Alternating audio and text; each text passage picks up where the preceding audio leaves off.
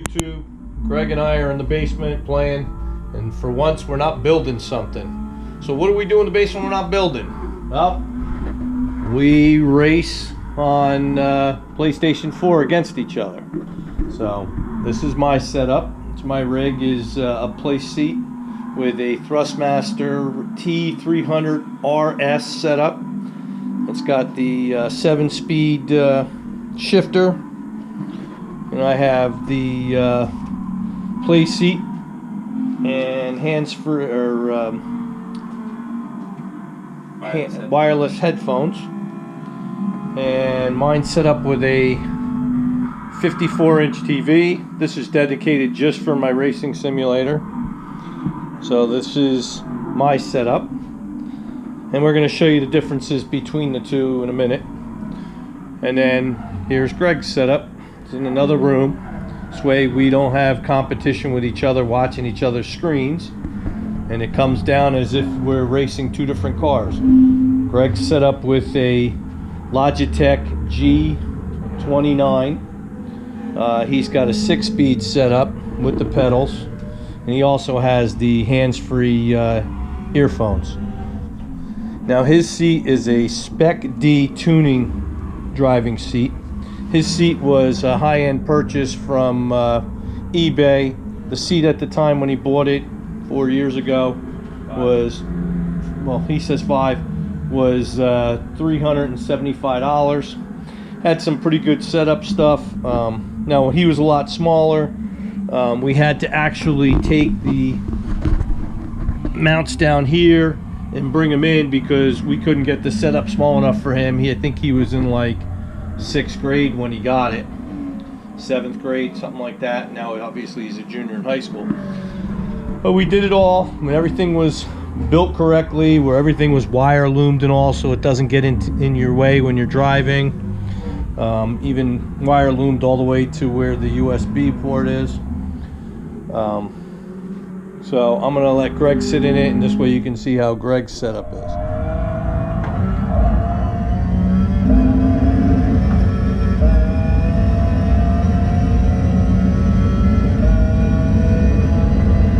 So looking at your G29, what do you think of it? What are the positives and negatives behind it?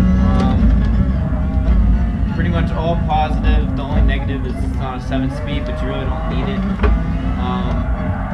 Over time, the boot for the shifter gets ripped if you have dogs. So I would suggest you keep this like off the ground every once in a while, or keep the room closed off. But other than that, my wheel has never given me any troubles, and I've had it for at least 3-4 years. I've never had anything break besides the little shifter, and my seat is pretty nice. Besides that, my steering wheel can move.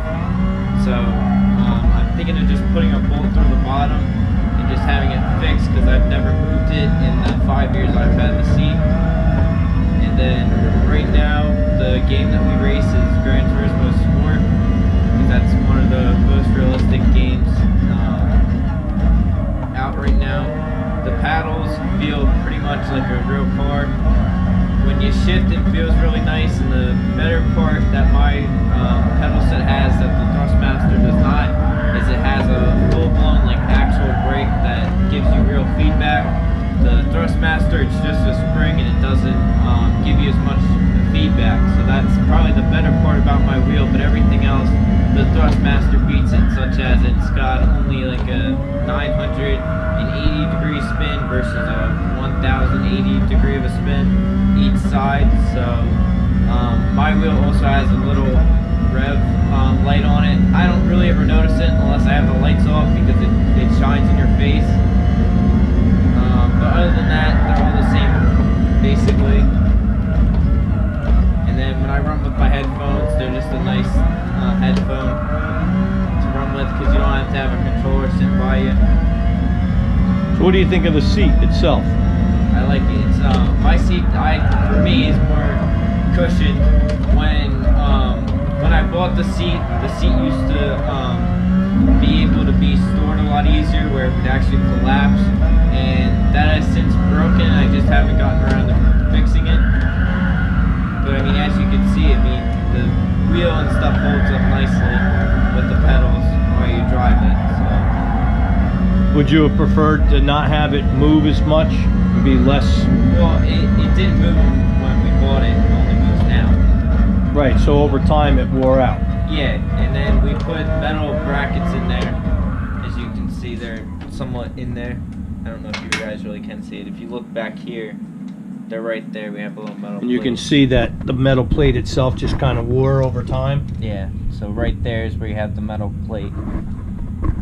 But other than that, they just pushed down. It could have been better where they did little twists that are down here by the pedals. Now Yeah, you little can adjust knobs all like that. how you have your shifter. Yep. Now, was that an add-on, the shifter? For my thing, it actually came with it, but you don't need to buy it with that. I just always know I was going to wind up having a shifter. How is it where it's set up for you? I mean, it's a good spot. I have everything set up, although when we do have people come over, I do normally let them drive my seat. So every once in a while, I do have to come back and reset it completely up. So, and then the height of the steering wheel is adjustable as well. It can go up and out towards you. But the one thing that's nicer about the Playseat is it's got tracks, which I might put on eventually, but probably not because I don't really need it. But it's just easier for adjustability compared to just sliding back the seat instead of having to manually redo everything else. Here's my Playseat. First thing that any adult would like is that the seat slides back so you can get in and out without any problems. These were additional. The sliders were an upgrade, so you can get it where you really want it, and it's a lot easier to let somebody use your seat because you can basically come back pretty quick. That's the first thing. The wheel setup is pretty nice in general, where you can basically have plenty of room here. I just readjusted my seat now because it had slid back because we didn't have it super tight. Basically a nice seating position. I mean, you can kind of bring it anywhere you want, but full controls here, shifter, nice spot where it is, really sturdy shifter plate. This is again another add-on. So difference between Greg's chair and my chair is this has a lot more add-ons from the initial base buy. So like I said, this was like $75 just for the shifter plate, and then the sliders, I think they were 50 or 60 bucks to get to the same setup that Greg had with $375. This seat, the way it sits, is probably between $550 and $600 for just the seat setup. Very comfortable on your back. Like I said, you can adjust it any way you want, in, out. Length of your feet can be adjusted more, length of your body. So this has a little bit more adjustability than Greg's does for an adult. Now, Playseat also did come, because when we bought this, it didn't come with the pedal mount, and they were nice enough to send us the pedal mount. So. Yeah, it wasn't in the box, and the Walmart didn't have any other one there. And from what I understand from Playseat, this is actually a model that's about 3 years old. So what might have happened is it might have just gotten taken and someone brought it back and it got on the shelf.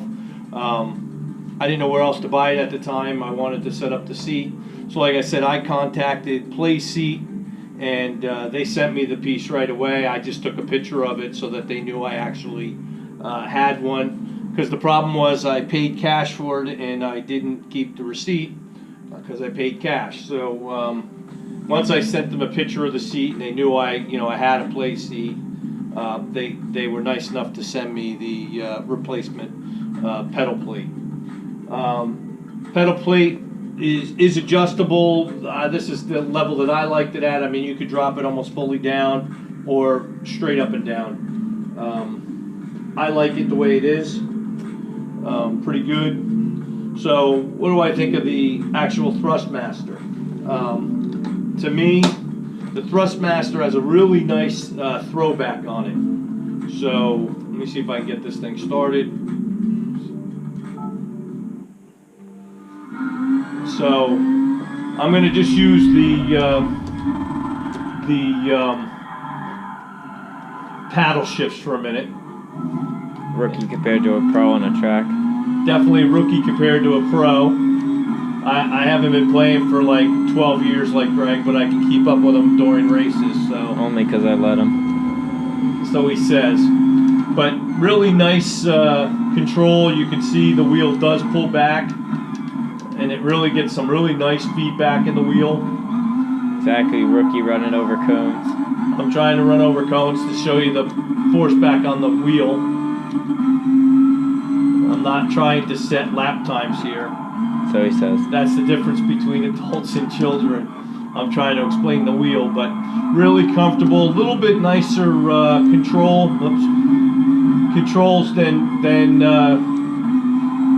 the G29.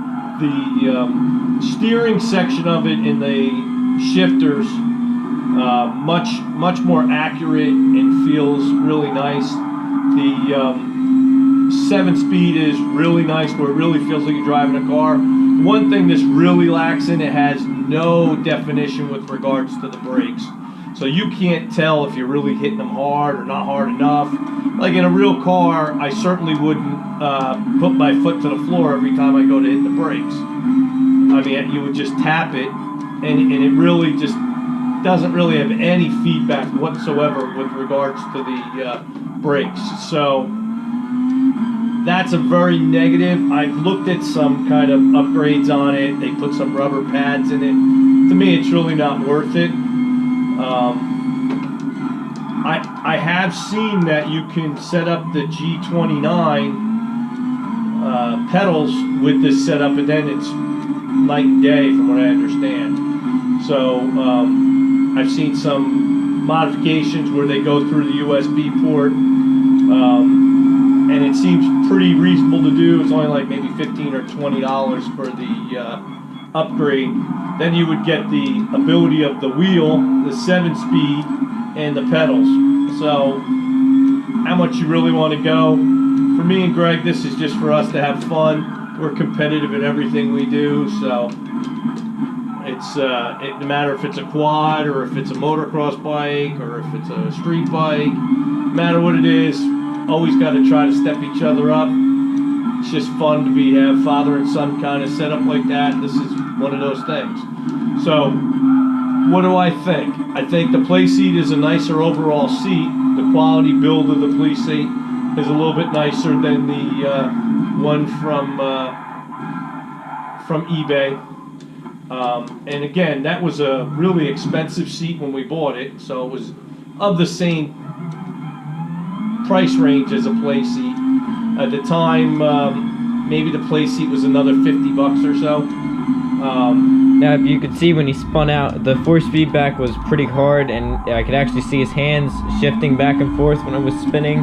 So, I mean, the force feedback is really strong in that wheel. I have had it rip out of my hand when I tested it. And what's really nice is you can let go of that wheel, and it'll drive like a real car, where you just let it go, and it'll bring it back around like a real car. My G29 does that, but it doesn't do it half as like forceful as this wheel. This wheel has a very high maneuver, I guess you could call it, to it. Now, I'll be honest with you. Some of the negatives behind this. Besides the foot pedals, just the brake, the throttle's fine, the clutch is fine. While I'm driving, they have a little safety screw here that you're supposed to screw in. I don't have it in super tight because there's like no stop on it. And occasionally my wheel, if we're racing really hard, will come loose. And by the end of the race, I actually have to spin it back on because this is removable to change wheels. The G29 does not have that option. One wheel, one setup, that's it. How much you're really going to change it? Does the wheel really make that difference? Oh, I'm going to ride a square wheel because I have a Formula car. I guess. I mean, maybe it gives you a more realistic thing. But the wheels that you buy are like, I don't know, $100.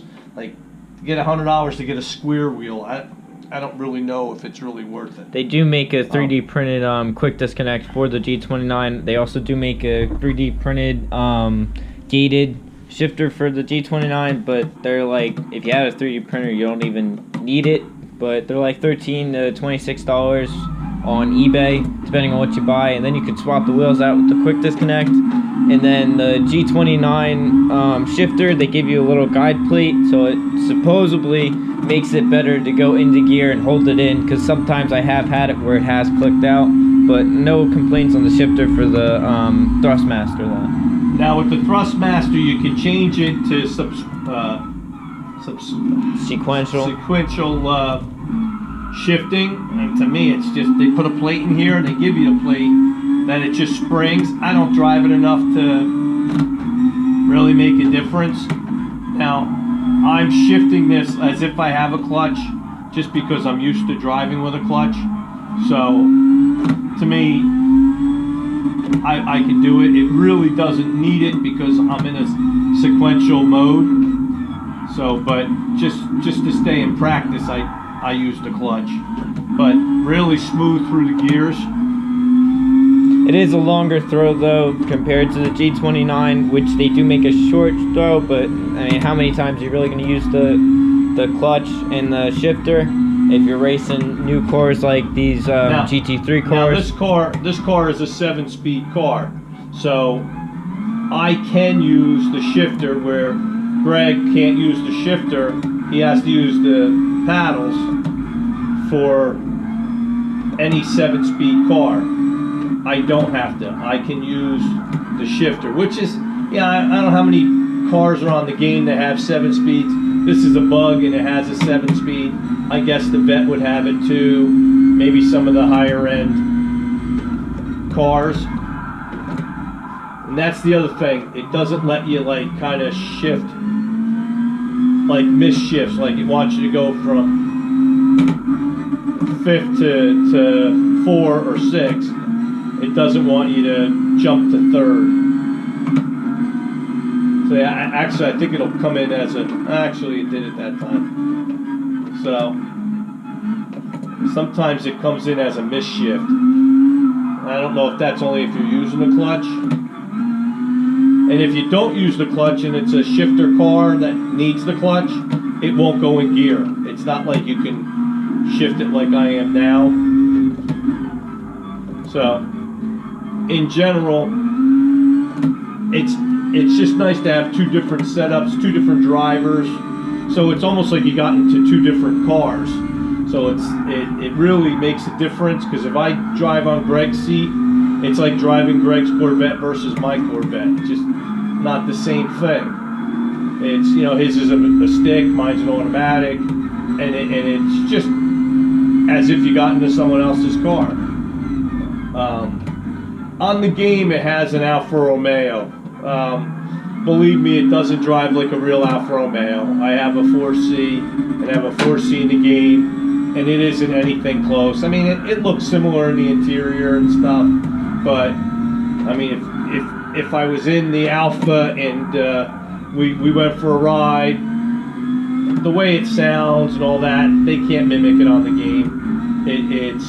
But it's fun because I have the car and it's fun to race the car in the game. But in reality, it's really not the same. I mean, it doesn't respond the way the Alpha really responds. I guess it's, you know, it's a video game, so it's not gonna be like an actual car. So when you're driving these things, don't think you're driving what a real Ferrari would feel like, because it isn't. It's not anything close to what the real Ferrari feels like. It's you know, just a fun game, give you some kind of feeling of what it would feel like with the force feedback and all. But believe me, you get in a Ferrari and you drive it, it doesn't feel anything like the game. The Alpha doesn't feel like the game either. So, but in general, if you wanted to do something like this, it's either seat would be good. I personally believe the Playseat will last longer because of the way the adjustability is. In other words, they're dial-ins versus pins that move up and down and leave it on pressure. So as this wears in, if it wears in, you could just tighten the bolt tighter. Where on Greg's, when the metal wore away, we tried putting metal pieces in, everything else. The metal's gone, it's gone. So you can't kind of make it more tight like you could on this. I feel like the adjustability on the play seat's a little bit more adjustable than Greg's was. Like I said, when Greg was little, we had to actually re-drill holes in his to pull the seat closer together. So it was more set up for an adult than it was for a kid. The play seat, I could have easily have done everything, adjust the length of his legs, his torso, everything just like adjusted, where you can't get that on his seat. So now that we're both really adult size, Greg's 5'9", I'm 5'10", it doesn't really matter. Like as an adult, you wouldn't really have a problem. But if you were buying it for a kid, definitely would probably prefer the play seat. A little easier to come up with the adjustability. A really good company. Playseat's been around for a while. I think, you know, in the grand scheme of things, it's probably one of the top of the line seats until you get into the seats that have the actuators in it. But then you're looking at anywhere from $5,000 to $30,000 for a setup like this. Really not worth it, you know. This wheel can play with Xbox. It can play with iRacing, you know, computer. So if PlayStation ever kind of went away, this can go onto a computer and be used in iRacing. I think in iRacing, what is it, Fanta, I can't remember what it is a a little bit more used than thrustmaster. But again, for Fanatec, I think it's called. But for a PlayStation unit, you can't go wrong with the thrustmaster, other than the price is ridiculous. But the setup that we're looking at here was like $570. The setup that we have with Greg's, his wheel is like $260, $270. So a big difference just to get the 7-speed and not as good at pedals. So I think if you were going to do a lower usage kind of thing, or younger kid, I don't think you could go wrong with the G29. I think it's a nice setup.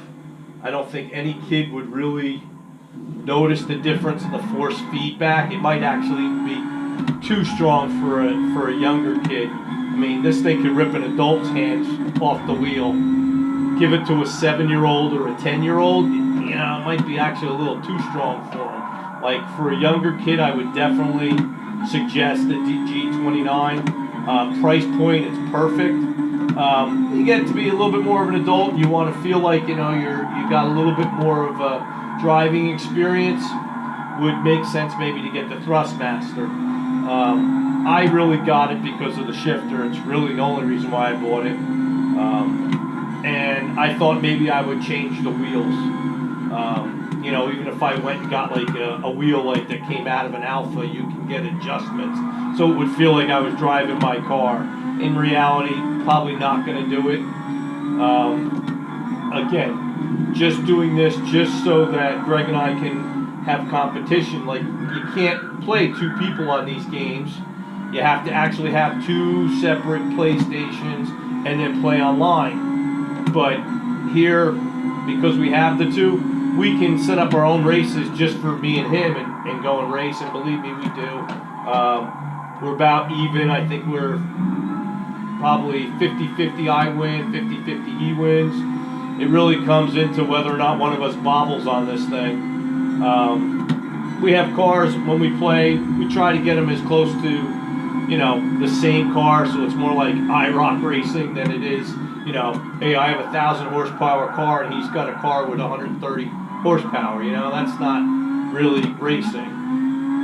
But race bugs, like I'm racing a bug right now, we've had identical bugs, and again, it really comes down to who's screwing up, you know, and that's kind of fun. Like, you know, like Greg and I definitely play, just like if we were on real race go-karts, which we've done.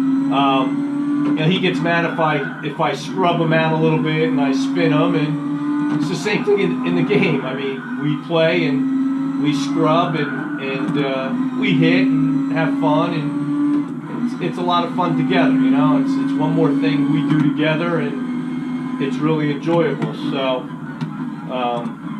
like I said, overall, the G29 is a very good wheel, and the seat that he has is, that's a lower end buy-in to having a real simulator seat than the Playseat. This is more of a one step up.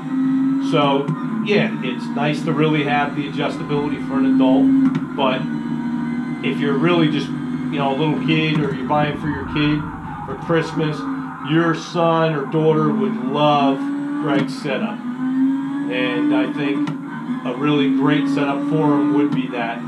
If you're going to be 16, 17, 18 years old, you're going to want to go to a more stable seat, and you might really enjoy having the thrustmaster because it's got a lot more pull in that steering wheel.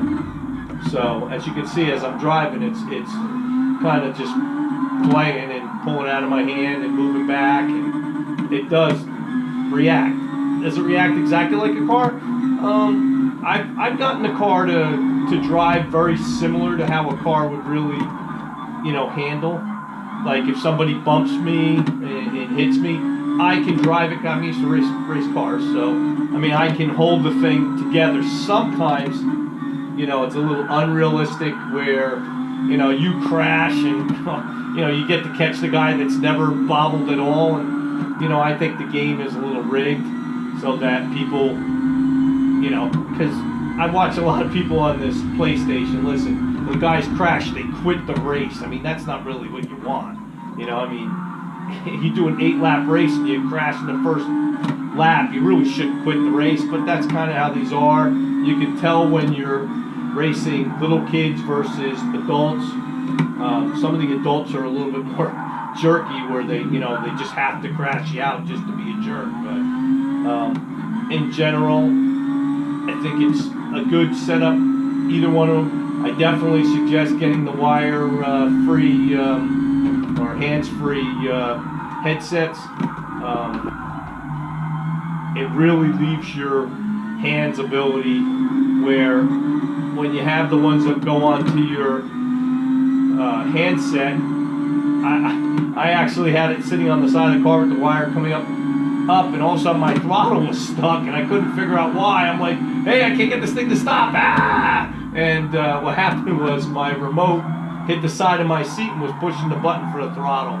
So it just became one of those things where the stuff is on sale now, especially because around Christmas. A hands-free headset was only $69. So a year ago, that headset was $100. Now, they're saying that next year the PlayStation 5 is going to come out, and they're going to have back generations. So I don't believe that the Forza game or any of those games are going to die because the PlayStation 5 comes out. I think it's going to just stay for a while. So it's a pretty good option right now to get it. Black Friday events, they had a PlayStation 1 terabyte with a gaming package. I don't know, it came with 3 games for $1.99. I mean, for $1.99, it's a nice gaming system that you can set up one of these wheels, and even do it for just the racing simulator. To get on iRacing, I mean, you're looking at big money just to even start with the iRacing, and gives you nothing else. And how many guys really are into that iRacing versus people that have PlayStations?